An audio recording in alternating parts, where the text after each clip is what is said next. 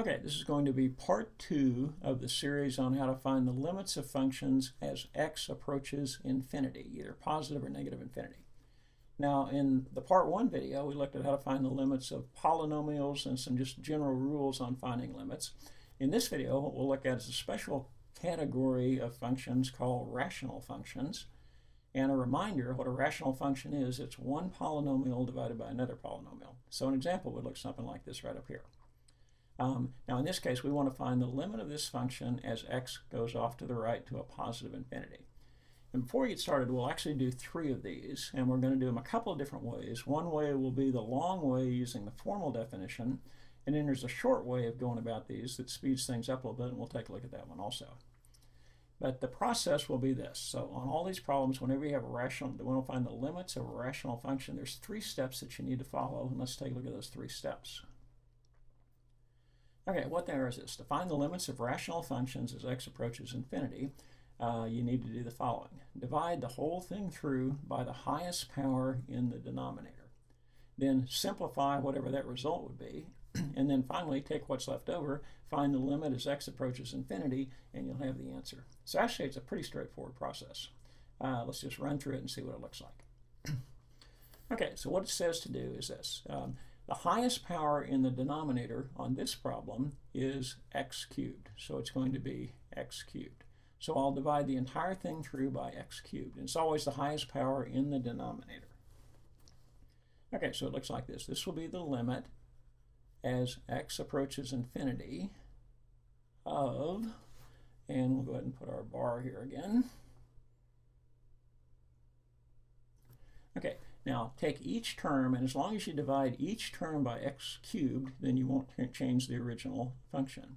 So this would be 2x squared divided by x cubed, then minus, and here's 3x, so 3x divided by x cubed, and then finally plus 1 divided by x cubed. So divide each term in the numerator by x cubed. And do the same thing in the denominator.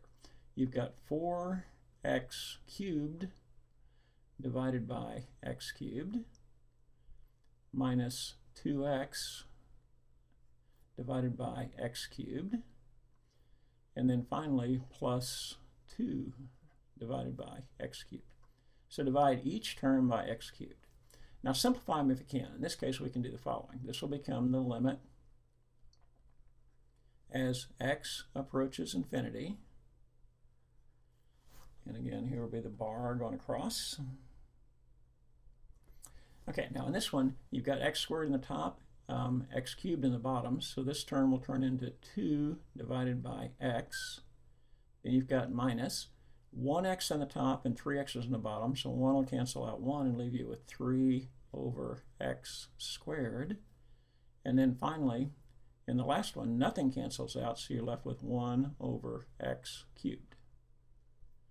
Now in the bottom, on the first term, the x cubes cancel out and just leave you with a 4.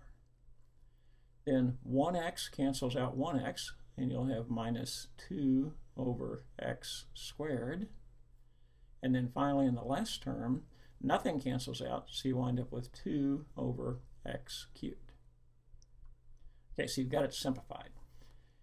So first of all, you divide through by the highest power in the denominator. You simplify the results. Now you're ready to take the limit of this thing.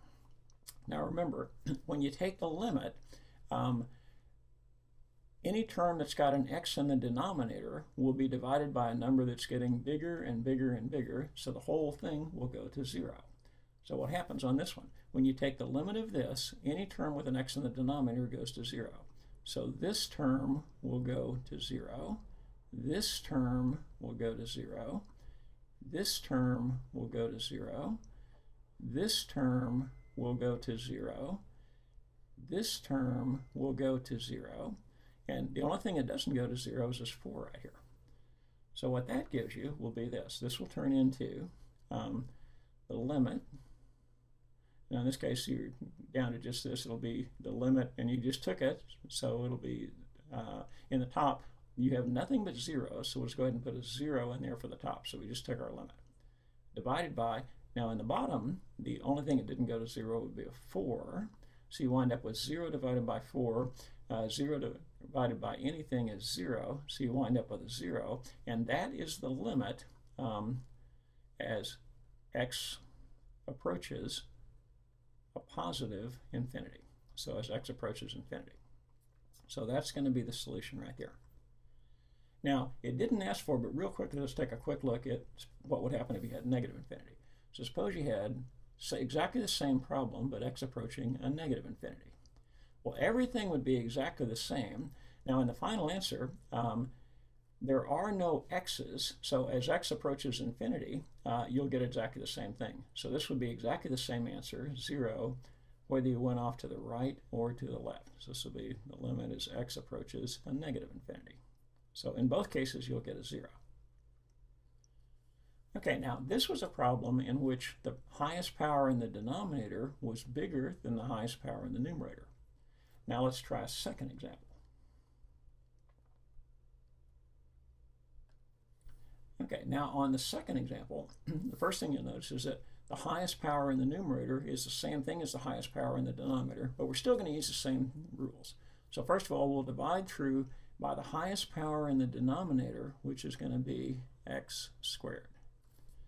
So that's going to give us the limit as x approaches infinity. And let's see. So take each term and divide it by x squared this time.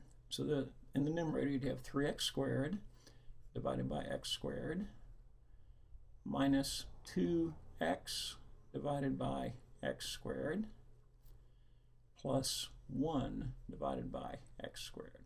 And do the same thing in the bottom. So 2x squared divided by x squared plus 3x divided by x squared. And finally, minus 1 divided by x squared. Now, next step is simplify it if you can. So this will be the limit as x approaches infinity of, and we'll simplify these as much as we can. So in this first one, these two x squareds cancel out and just leave you with a 3. Then you've got a minus. Now 1x cancels out 1x, which leaves you with a 2 over x. And finally, this one, nothing cancels out, so you're left with 1 over x squared. So there's the numerator. And do the same thing in the denominator. These two x squareds cancel out, which leave you with 2.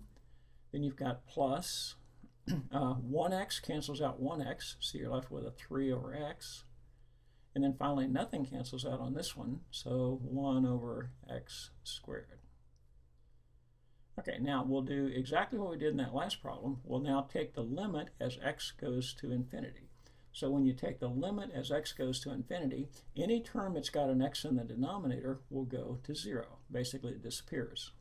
So that goes to 0, that goes to 0, that goes to 0, that goes to 0, and the only thing that's left is this 3 divided by 2, so it'll turn out to be 3 halves, and that's going to be the limit as x approaches a positive infinity. So there's your answer right there. It's going to be 3 halves. Now let's real quickly take a look. Suppose you were doing the same thing for a negative infinity. So if the problem had asked what is the limit as x approaches a negative infinity, everything would be exactly the same. When you take the limit, the final answer doesn't have any x's in it. So again, this one would also approach this. So 3 halves would be the same limit that you would approach if you let x go to a negative infinity. So you got a negative infinity right there.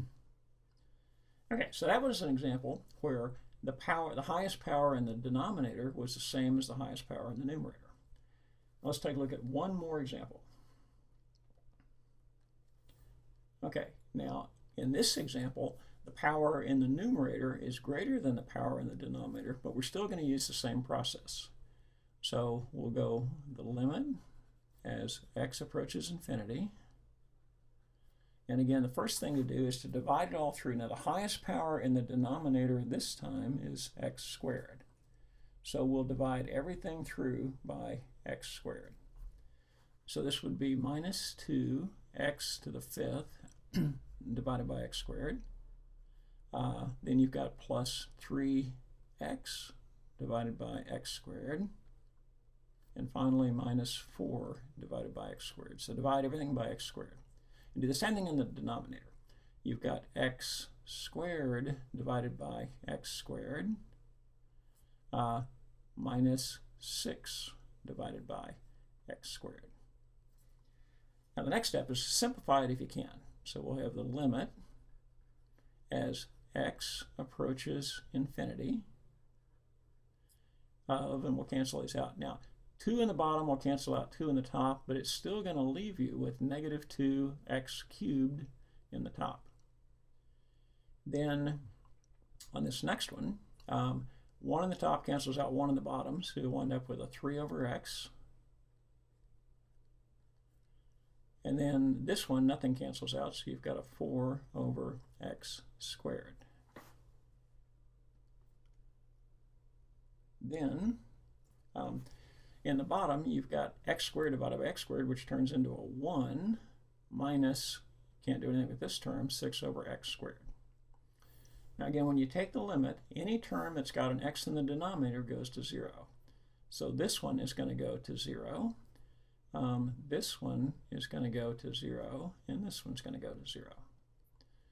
So what this leaves you then would be this. It's going to leave you with, now you've got actually the limit as x approaches infinity of minus 2x cubed. Now, you can think of this as being over 1, but it'll just look like this. Now, just like we did in that first video, this is essentially a single-term polynomial now. So what you can do now is, as this goes to infinity, it's like having minus 2, and think of it as infinity cubed. Well, infinity cubed goes off to infinity, so that would be the same thing as minus 2 times infinity, which would be a negative infinity.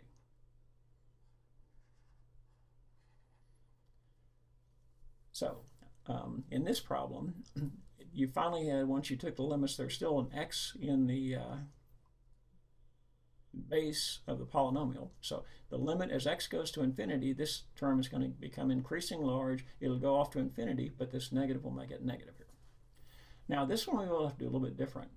Let's try what happens on this problem as x goes off to a negative infinity. So at this point, you'll wind up going through all this process will be exactly the same, but you'll have this. Let's find the limit then as x approaches a negative infinity of what's left over, which was 2 times x cubed. So what this one would be negative 2, and we'll put a negative infinity in here. Now remember, a negative infinity to an odd power is a negative infinity. 2 negatives make a positive. The entire thing would go off to a positive infinity. So as you go way off to the right, it approaches a negative infinity. If you go way off to the left, it approaches a positive infinity. Okay, so that's 3 examples, but in each example, that's how you do what's called the long way. Now there's a short way of doing it. Let's take a quick look at what those rules look like. So a way to speed this whole process up. Okay, now what the rule says is this. If you've got 2 rational functions, we'll put them in this form. If the numerator is x raised to the m power and the denominator is x raised to the n power, then there's actually 3 possibilities here. Now in the first case, if the power in the numerator is less than the power in the denominator, then you're guaranteed that the limit is going to be equal to 0. Now what that will look like will be like this, right? Let's just kind of put a sample problem up here. Suppose we had 5x squared and maybe plus, and you can put anything here, 2x minus 1. Then the denominator, maybe you had 7x to the 5th minus 3x plus 2. Now, if the power in the numerator is less than the power in the denominator, then you're guaranteed the entire thing is going to be equal to 0. Okay, what the second case says is this. If the power in the numerator is the same as the power in the denominator, then the limit is going to be equal to the ratio of the two coefficients in front. So it'll turn out to be just the ratio of those two numbers. So let's look at an example of that one. It might be something like this. Suppose you had 3x cubed plus 4. And in the denominator you had 2x cubed minus 3x plus 1. Then, since the power in the numerator is the same as the power in the denominator, the answer is just going to be the ratio of the two leading coefficients, whatever the highest power is. So that's the second case. Now the third case is this. If the power in the numerator is greater than the power in the denominator, then you're guaranteed that the limit is going to wind up either being a positive or a negative infinity, but you'll have to investigate that to see which one it is. So a sample in this case would look something like this. We'll put a problem up here. Suppose you had 4x to the 5th plus 2x. Then in the bottom you had 3x squared minus 4x plus 1. Now again, the power in the numerator is greater than the power in the denominator, so you're guaranteed the entire thing is going to go to infinity, but it'll be up to you to figure out whether it's plus or minus infinity. So now with these three rules in mind, let's go back and take a quick look again at each one of those problems that we had done and see if we can't do them the short way. Okay, here's the first problem. It took all this work and we came up with 0 for an answer. Now remember, in this thing, the power in the numerator is less than the power in the denominator, so the answer should be 0. So really what you can do if you want to do it the short way, you just do this. The power in the numerator, and stick this on, so the power in the numerator is less than the power in the denominator, so you're guaranteed that the entire thing is going to go to 0 and you're done in one step. Now let's look at the second problem. Second problem looked like this. The power in the numerator was the same as the power in the denominator, and we wound up with 3/2, and you can kind of take a look and get a little sneak preview here.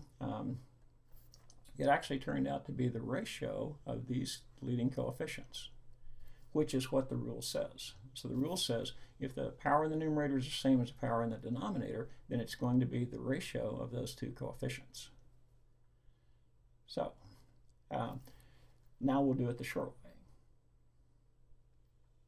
Okay, so again, looking at the problem, if the highest power in the numerator is the same thing as the highest power in the denominator, then you're guaranteed that the limit is going to be the ratio of those two coefficients right there. So it's going to be equal to 3/2, and you're done. Okay, let's take a look at the third possibility. Now what the third case says is this. The power in the numerator was greater than the power in the denominator, and sure enough you wind up with the final limit's going to be infinity, but you have to figure out whether it's going to be a plus infinity or a minus infinity. So if we go back and look at the rule says if the power in the numerator is greater than the power in the denominator, you'll use this rule right here. So if you were to do this one the short way,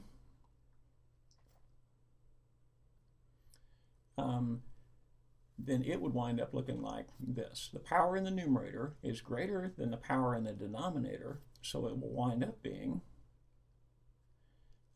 infinity. So you know it's going to go to infinity. Now the only question is, what infinity? Well, again, you can kind of look at just the ratio of these two right here. You've got minus 2x to the 5th divided by x squared. Well, that's going to get you to minus 2, and then that'll cancel out that and leave you with an x cubed. So now plug in infinity. This would be minus 2 times infinity cubed, which would give you minus 2. Infinity cubed is infinity, and if you do that entire thing, you'll wind up with a negative infinity, which is what we got when we did it the long way, like this right here. Now, suppose you wanted to know the same thing, limit approaches a negative infinity using the short method.